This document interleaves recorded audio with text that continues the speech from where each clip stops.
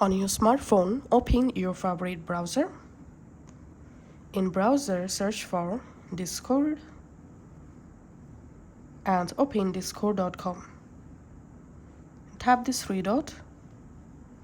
Enable desktop site.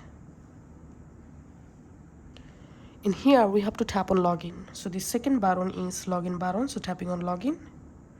And now go ahead and log into your Discord from your mobile browser. Once you're successfully logged in, you can pinch your fingers to zoom in your Discord. Now from this left-hand menu, select the server, in which server you want to upload sound or soundboard. Now tap on the server name, tap on server settings. In server settings, select Soundboard, tap on upload sound, tap on browse, and I'm selecting here photos and videos, selecting audio.